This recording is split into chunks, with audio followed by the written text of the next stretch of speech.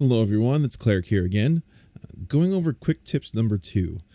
I had a few requests or suggestions or questions in various comments in our Discord, so I thought I'd just make a very quick tips number 2 to kind of go over these couple things. So we're just kind of going to go into the game here and kind of explain what that looks like.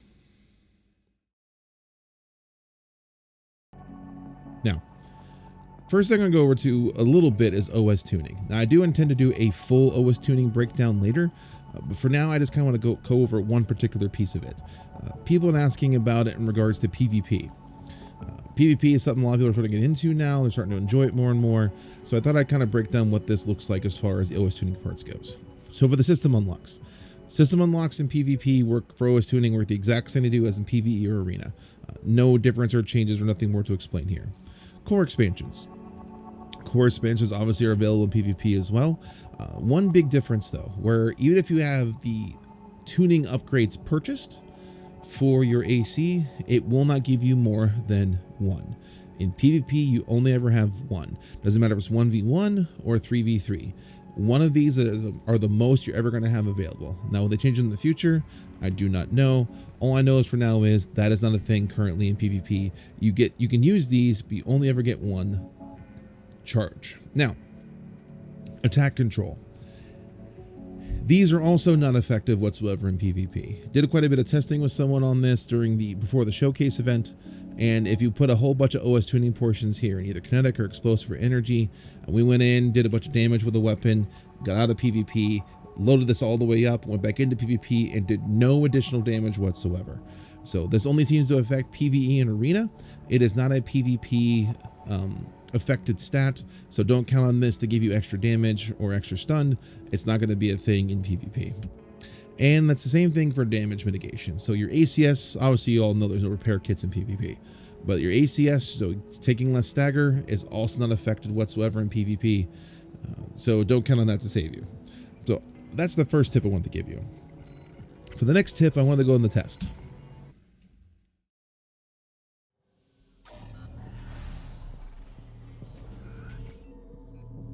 As you may or may not know, in the AC test, you can't go to enemy settings. You can pick between bipedals, the tetrapods, or trainer AC.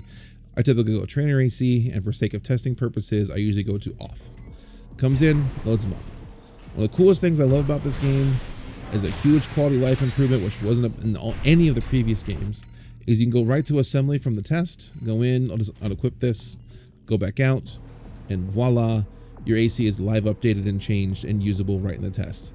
Seriously, thank you so much for doing this. That makes testing ACs and parts and things so much easier. So with that being said, in the assembly, when you go typically to a part, for example, we'll say the 66 LRB laser rifle, what you see on the screen right now are the standard stats you'd see on the screen. If you go into toggle display for keyboard, if it's F, I don't know what it is for controller, you'll see additional information. You see a lot of different stats as far as attack power, impact, cumulative impact, attack heat buildup. It all is right there. And honestly, some of this is pretty obvious. Other parts of it, not as much. So I thought a lot of people, unfortunately, were not aware that for the down here is the help option. Now, whatever your help option is for your keyboard or your controller, you need to go from there, press the button, and go to contextual help. This actually explains in much greater detail what each individual stat does. I've seen some people asking about what these different symbols up here mean. Well, if you go to contextual help, it'll tell you. This has to do with the attack type, whether it be kinetic, explosive, energy, or coral. For example, for the laser rifle, it's obviously energy. This explains what type of weapon fire or weapon type it has. In this case, you can see for this weapon, it is a charge type. Behavior range changes based on the trigger is held down. This asks for the reload type. Is it a single shot? It is a magazine, or is it an overheat? For example, for this, it's an overheat. And the last box is for special effects or additional effects. Camera disruption, shocking, which is things like the needle stun launchers do, and obviously ACS failure greatly reduce the ability for intolerances exceeded. So if you're having a little bit of confusion as far as what all the different stats or different portions of an item means, go to help, contextual help. This will help you a lot. Now, there's still some questions to remain about what certain stats mean. For example, you have your defense totals here, which you obviously know this is against explosive, energy, and kinetic, but we don't know the break points yet as far as what affects certain percentages of your damage you take against this. So that is going to be a lot of testing that's going to be needed by a lot of different people to really get those numbers crunched. But for now, I did want to show you the contextual help. Okay, so I want to show you this laser rifle. So I'm using this laser rifle currently. Right now, as you can see, when I shoot an AC with, at least this AC with is currently set up, I do 800 damage. Notice, right now I'm using the VP20C generator. It has an energy firearm spec of 100. Efficiency of the energy output delivered range to weapons and range energy weapons, excuse me. Higher value corresponds to greater attack power and reduced charging time for weapons affected by the spec. So in other words, this greatly affects your energy weapons. Like, I can't begin to explain to you enough. In fact, I'm in the process of working on a video right now that goes into deep diving as far as how energy weapons work in Armored Core 6. It's something I've been wanting to do for a while. There's some nuances in this game that didn't exist before that I think are very curious. So I want to kind of explain it a little bit, but I want to give you the very basics to kind of help you out early until I can do the full breakdown later. So right now we're at 100. So let's say we go down to, let's just put this one on, right? Goes down to 70. Now let's fire it. 680. We lost 120 points of damage just from the generator choice. That is not insignificant. That is a significant drop. So what happens if we were to amp it up? Let's say, let's go crazy and go this one that's 150, the 20B, right? So remember, originally it was 800 damage. Then you go down to 70, it was 680. Let's do the 150. 1,002. 1,002 damage. 202 damage more. That is insane. So after going back and testing multiple different guns against this, it appears to be based on the damage calculation against at least the test AC. And I realize defenses could have effect on this. At least against the test AC, it appears to be for every one, let's go back to the generator here. For every one energy firearm spec point, it's roughly equal to 4 damage. So that's why when it went down to 70, you lost 120. Now you're up to 150. It went up 202. It appears to be right around 4 damage per point. That, like I said, that is not insignificant. So if you're finding you like using energy weapons, but you feel like they're not really doing the punch you're kind of expecting in the game, chances are you might be gimping yourself with your generator. Pay attention to the generator stat. Now, granted, I realize a lot of these early ones especially are pretty low on the energy weapon stats. If you don't use energy weapons, it doesn't matter. But what does, if you're going to use energy weapons, this matters a lot. So make sure whatever you're using, that you are using something that has at least a decent amount of energy. I probably try to stay in the 90s or higher if possible if you're going to be using energy weapons. Now, notice with the contextual help, this does not affect melee weapons. So this wonderful blade here on the Basho, this 1280. If I switch my generator back to this one, which had a firearm spec of 100, do it again, still 1280. So it doesn't affect energy swords, it only affects energy weapons. Now also, if you look at it here, we'll equip this just for the sake of testing it. We'll put this one here. Excuse me. We'll put this one here. It does not affect that. It stays at 125. It's only at 100.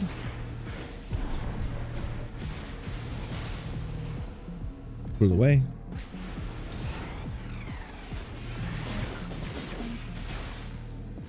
$1764 before they died. Going to the assembly again. Let's crank her back up to the 150. Ooh, not enough energy. Let's crank it down then.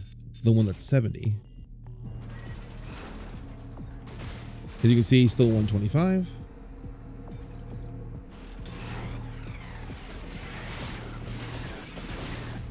That's still 1764. So it only affects your we'll say your standard laser rifles, plasma rifles, things of that nature. It also does not affect plasma missiles. It's actually in the tooltip itself. So keep that in mind with energy weapons as far as that generator stat goes. Now, what you want to look at also is melee. Now, I'm using this blade here, right? On your arms is a stat. Let's just grab, we'll do the tool arms, because the tool arms are a perfect 100 again. You have suitable for melee weapons. The higher values correspond to greater attack value. All right? So we're currently at 100 with this weapon. We're using the standard pulse blade, just as an example. That's 992, I think is what that said. Do one more time just to make sure. Yeah, 992. Now let's go in here. Let's equip the Boschos at the top here. These have a whopping 158.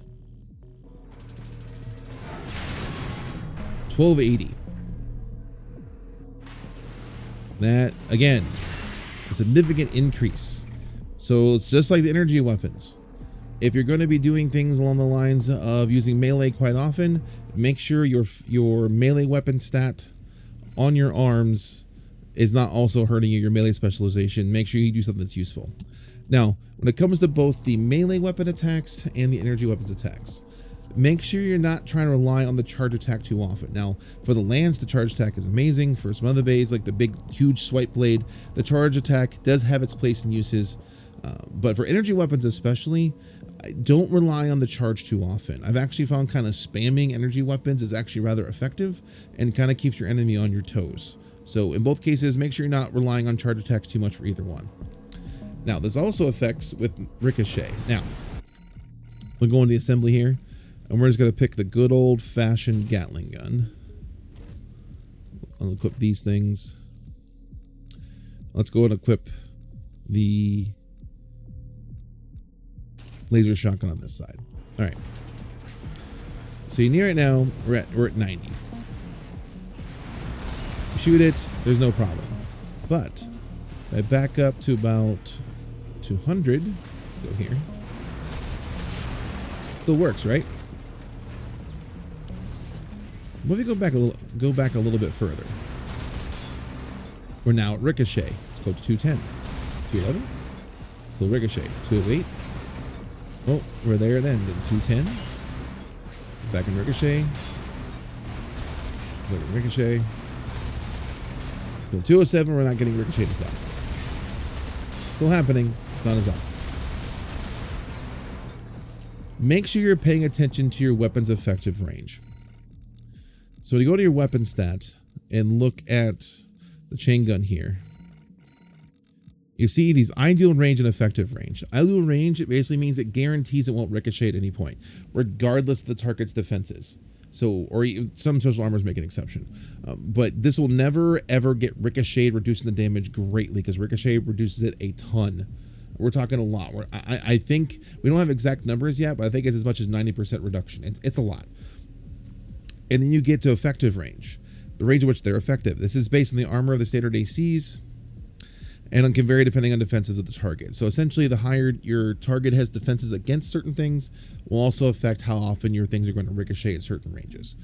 So make sure, depending on what weapon you're using, you pay attention to the ideal range and effective range, and make sure you're not gimping yourself in that way, in a sense, both in PvE and PvP, which might be the reason why you're struggling in certain enemies or certain weapons. Now we've gotten to past the ricochet portion, I want to talk about impact a little bit. Now, people were concerned about the Gatling guns quite a bit. Now, I want you to pay attention. The ACS bar obviously is at the top. Notice, you see, I stop. You see like grayed out number go down a little bit. So on the weapons, you have two sets of stats. You have impact and cumulative impact. Impact corresponds to immediate as the ACS drain and resets within a short period of time. Cumulative ACS overload performance corresponds to sustained ACS drain and is alleviated over time. So if we sit there and fire for a few seconds, you see it goes down a lot, and that small number takes a longer time to reduce. That's the cumulative. Now watch the Gatling gun here and see if you notice something. Do you see there at the top how it's constantly reducing itself? The overtime versus the sustained. See that it just kept crunching down and crunching down and crunching down. Look at it again. Although I just hold this thing down for so long, it won't actually get people to ACS stun in most cases. It takes a secondary weapon to also get into it. So what I want to tell people a little bit here is I want you to pay attention to what your weapons are doing, because it matters. So I was at the shotgun. There's a lot of direct impact. See how much that reduces itself? So make sure if you want to really get someone into stagger, that you go as far to this as to make sure you get the buildup and then you get the big hit. See how much maxed out there real quick there? Go a little higher. Then, oh, that just straight up missed. There you go. You get the ACS going and do your damage. So build up the cumulative. Because I've seen some people when they're doing damage, they're doing their big attacks first and getting in the stagger bar almost all the way up. And then they're trying to get the person in the stagger, then they don't have those same impacts, and then you just see that number just go way down. And so obviously continuing to do damage keeps building it up. So you want to keep the pressure on, but make sure you're looking at your cumulative build up and then go for the big wham attack to get them into that stagger state. That will help you a ton as far as getting your staggers more consistent. All right, well, that's it. Quick tips for things that maybe you didn't know about, things you didn't understand. And hopefully these things can kind of help you. I'm really hoping that these things will make a big difference as far as getting some understanding of some of the nuances of Armored Core 6. And there's a lot more where it comes from as far as this game goes. Again, I'm working on a pretty major breakdown of energy weapons. I'm doing a major breakdown of OS tuning. I'll probably work on a melee one here at some point. Energy weapons, there are some seriously deep cut energy strats for energy weapons specifically in this game that I don't think necessarily people are paying attention to, that I think could actually greatly increase their efficiency with energy weapons as a whole. So if you like what you got here, please like and subscribe. Become a member if you want to. The information is down below. Be a member of the Discord. It's a nice, cool, comfy, chill place to hang out, or not. It's up to you. Doesn't matter to me. Anyways, I will see you all in the next video.